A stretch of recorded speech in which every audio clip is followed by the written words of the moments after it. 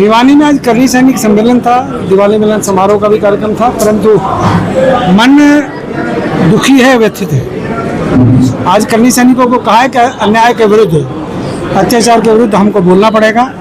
करनी सेना एक राष्ट्रवादी संगठन है और हम चाहते हैं अन्याय के विरुद्ध ये संगठन अपनी आवाज़ बुलंद करता रहे। आज मैंने करनी सैनिकों से कहा है, हरियाणा हो या पूरा हिंदुस्तान हो, जहाँ भी गलत कार्य हो उसका विरोध करना चाहिए। एक ऐसा आईपीएस ऑफिसर जिससे मेरा व्यक्तिगत संबंध था, वाई पूरण कुमार, जो एडीजीपी रैंक का अधिकारी था, उनकी हत्या से, मैं हत्या कहूँगा, आत्महत्या इसलिए नहीं कहूँगा कि कुछ लोगों ने साजिश करके उस व्यक्ति को मरने के लिए मजबूर कर दिया और उन साजिशकर्ताओं को, उन दोषियों का नाम वो 8 पन्नों के पेज पर लिख कर गए हैं अपने सुसाइड नोट पे। मैं उसको डाई डिक्लेरेशन कहता हूँ।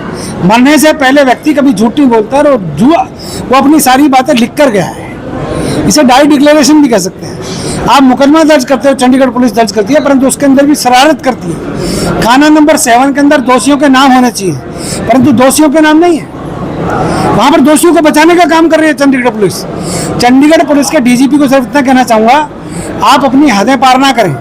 एक आप ही की बिरादरी का व्यक्ति आईपीएस, उसको प्रताड़ित किया गया है। आईएएस आईपीएस लेवल के लोगों ने प्रताड़ित किया है और आप उसके लिए, उसके खिलाफ, उसकी मौत के बाद भी उसको न्याय नहीं दे रहे। उस व्यक्ति के लिए उसकी धर्मपत्नी मुख्यमंत्री हरियाणा नायब सिंह के साथ जापान गई हुई थी, राव नरवीर सिंह के साथ, और कई अधिकारी और भी गए हुए थे। आपने उनके आने से पहले एक एफआईआर दर्ज की और वो भी फर्जी की। एफआईआर के अंदर दोषियों का नाम कहाँ है? और अभी तक एक क्या विजेंद्र रोहतक के एसपी को हटाने मात्र से काम चल जाएगा? अगर एक आम आदमी के ऊपर SC एक्ट लग जाए तो आप लोग उसका जीना हराम कर देते। अगर एक आम आदमी के ऊपर ये धारा लग जाए तो आप उनको घर में नहीं रुकने देते। परंतु आज एक अधिकारी, एक आईएएस अधिकारी ने अपने पति के लिए न्याय मांगने के लिए मुकदमा दर्ज कराया है और 5 दिन से उनकी लाश का पोस्टमार्टम नहीं हो रहा। मीडिया वाले बोल रहे हैं उनकी डेड बॉडी हॉस्पिटल में पड़ी है। कैसी भाषा है? एक अधिकारी जिसने सत्यम जैसी बड़ी कंपनी की अपनी नौकरी को छोड़कर, आईएएस रैंक को छोड़कर आईपीएस ज्वाइन की, हरियाणा सरकार में सेवाएं दे रहा है। मैं इतने सालों से उनको देख रहा हूं। राजीव अरोड़ा को क्यों बचा रही है Haryana police, Chandigarh police? TVSN प्रसाद को क्यों बचा रही है पुलिस?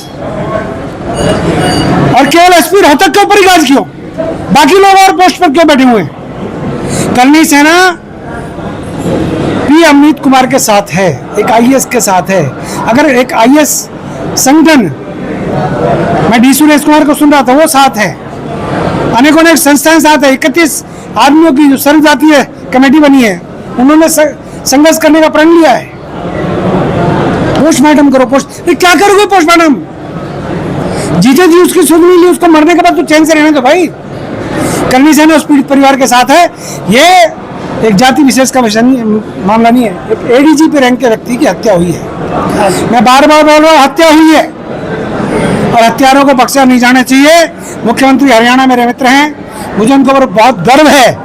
नायब सैनी जैसी आपकी पहचान है, आप निर्णय लेने में सक्षम हो, आपको निर्णय लेना चाहिए। और आपने कहा है दोषी बख्शे नहीं जाएंगे। मैं नायब सैनी की योग्यता के ऊपर सवाल खड़ा नहीं कर रहा, परंतु पर्दे के पीछे से जो खेल खेल रहा है वो व्यक्ति सुन ले। अपने पर्दे के पीछे के खेल कहीं और जाके खेल। ये एडीजीपी हरियाणा पुलिस के एक वरिष्ठ अधिकारी की हत्या हुई है और उसके दोषियों को बचाने वाला खुद भी दोषी होगा। हम नाम अभी ले नहीं रहे उन लोगों का जो पर्दे के पीछे हैं। अगर हम लोगों ने, करनी सेना ने अपना असली रूप दिखाया तो फिर बात संभाले नहीं संभलेगी। हम पीड़ित परिवार के साथ हैं।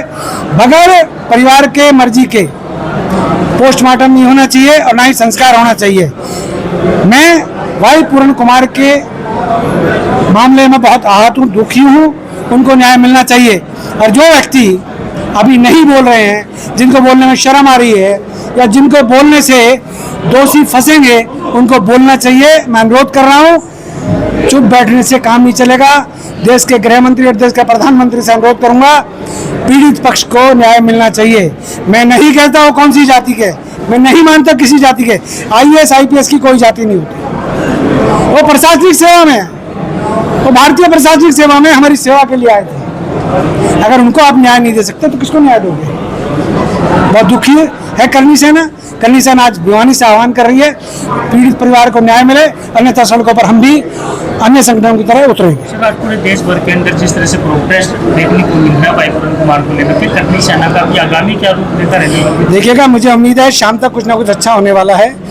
प्रदेश के मुख्यमंत्री जिस प्रकार से इसमें एक्टिव हैं और स्वयं बारीकी से एक एक चीज़ को देख रहे हैं, मुख्यमंत्री हरियाणा इस विषय पर बड़ी गंभीर विषय है, इस पर अपना निर्णय लेंगे, सख्त रुख अपनाएंगे। मेरे को उम्मीद है अगर ऐसा नहीं होता तो फिर करनी सेना अपना ग्रुप दिखाएगी।